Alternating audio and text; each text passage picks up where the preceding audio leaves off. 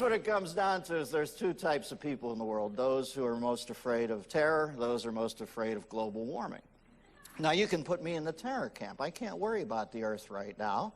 I'm too worried about the world. And the thing that worries me the most in the world is radical Islam, obviously, and increasingly, might I add, moderate Islam, because I'm starting to wonder when you guys are going to declare a fatwa on the assholes within your own organization, all right? When...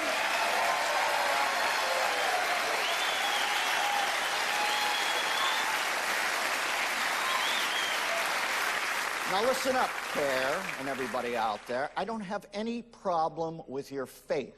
I don't even know that much about it. I wouldn't know what the fuck Episcopalians did either. It's time for you to start tightening up your own ship. We can't do it. We can't sit in with you because we look like Johnny Winter with the Wu-Tang Clan. Because, like I said, most of us don't care about your faith. We don't have an axe to grind with your faith. But we are starting to bridle at how you treat your women. I don't like how you fucked up Cat Stevens. And you know something?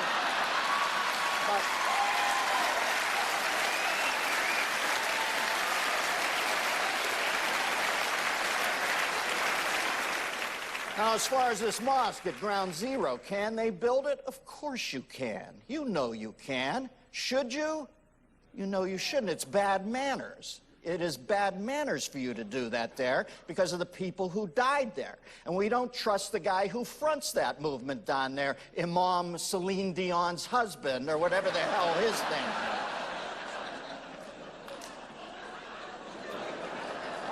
And now we're going to let Iran get nuclear weapons? Iran? Are you kidding me? You ever see the stock footage of them walking around their nuclear plant? Look on the walls over their shoulders and note the righty-tighty, lefty-loosey poster.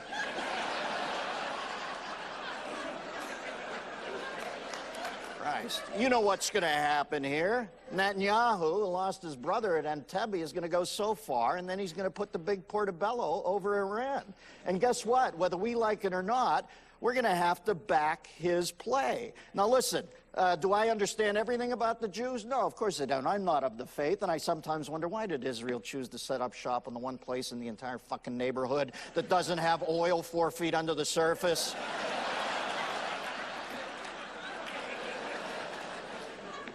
The Jews.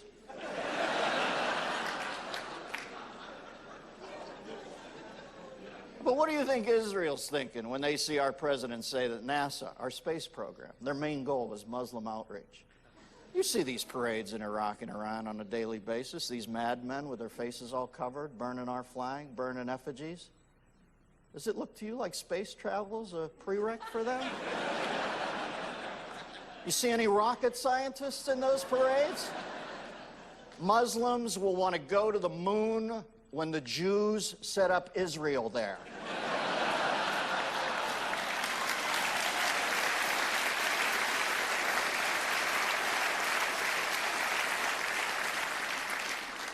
We got to start speaking candidly to each other about this shit, or we're going to get blown up again. We've got to use our heads. Of course, Guantanamo Bay has to stay open. And I think Obama knew that, too. And thank God, thank you, Mr. President, for keeping it open. Now, let's think twice about bringing Khalid Sheikh Mohammed here to be tried on Judge Judy, okay? Guantanamo Bay works. You know, I've been down there to perform for the troops. It works like a Swiss watch. Now, to go down there, first off, you have to fly around the island and come in the backside. Castro won't let you fly over the island proper because, God forbid, we see some of their jet age secrets. So you're flying around the back of the island, you bank out of the clouds, you come into Guantanamo Bay. There it sits, the most beautiful soccer field you've ever seen in your life. All these guys out there in the afternoon playing soccer. I talked to the chef on the island. He tells me that the average weight gain for all the detainees is 20 pounds. Over the course of their stay there. What sort of cosmic bunny hole have we fallen through? Our fucking enemies are gaining weight. Now they want to bring them back here, but guess what? The terrorists won't come to certain places here. Their lawyers have stipulated they won't go to Leavenworth, Kansas, because there's no on-site medical facility at the prison there.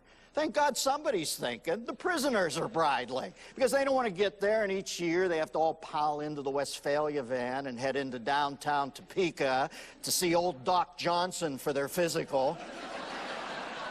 Hey, Doc, this is Ramses. He took his eye out with a spork because he saw a chick's ankle. Can you patch him up? What kind of coverage you have, son? Blue Cross Blue Scimitar? Let me get an indent on that car. He was never going to get rid of the Patriot Act either. You know why? We can't. Because you can say anything when you're running for president, and then you get in there and you got to get serious. They allow you to do two things the first day you're president. First, you're allowed to give a titty twister to the alien corpse from Roswell,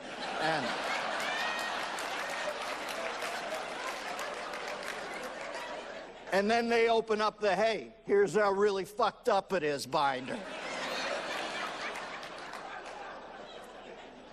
And at that point, you get serious about shit like the Patriot Act and Guantanamo Bay, and we have to. We've got a perfect storm brewing now. You know that.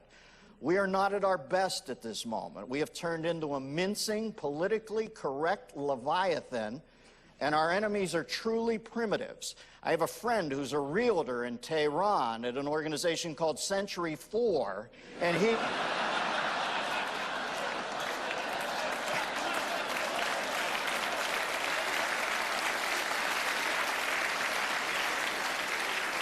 He told me the only reason we're not all decapitated is because we've got our heads up our asses. And we have for around 30 years now, starting with Jimmy Carter, who pushed us down this road. And the rest of the roster over there is looking pretty shaky, too. Joe Biden, there's sometimes he's so off the rails, I can't tell if he's crazy or I actually like him. All I know is that when somebody was putting those hair plugs in, corkscrewing them into the front of his head, they severed a discernment lobe because this guy has no parking brake. Barney Frank, huh? Well, here's a cute story. You know, when Barney's boyfriend ran the male prostitution service out of his condominium way back when you called in to procure services from the boyfriend, the code you had to use over the phone, people were listening, to tell them whether or not you were submissive or dominant was, in fact, Fannie Mae or Freddie Mac. Is that unbelievable? Oh, yeah. And that brings us to my personal favorite, Cruella Demented. Yeah. The great Nancy Pelosi. The whistle on that train of thought, barely audible off in the distance. You know, the best nickname for her is a caller to my Westwood One radio show called in, and her name is Ann, Ruth Ann from North Carolina. I wanted to get the name right because it was so brilliant that I have to share it with you. She thinks that Pelosi is a Bond villain, and she calls her Pelosi Galore.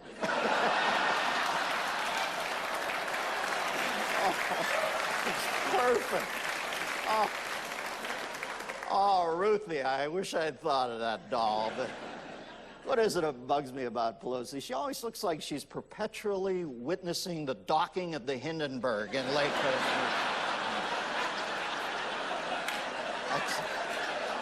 She always looks like she's pulling 7 Gs in a wind tunnel test or something.